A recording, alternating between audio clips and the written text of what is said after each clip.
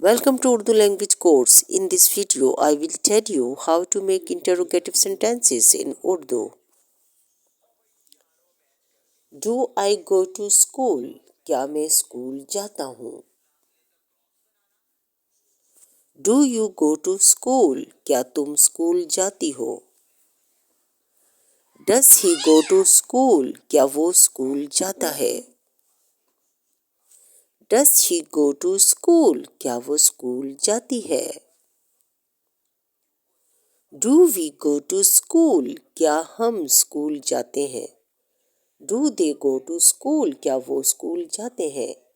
Now I am giving you homework.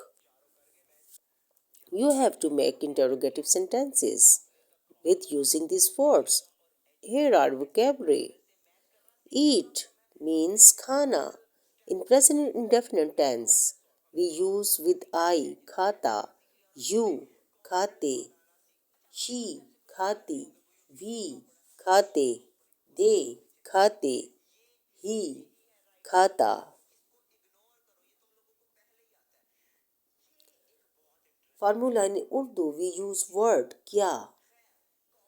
Here are sentences. Now you have to make interrogative sentences.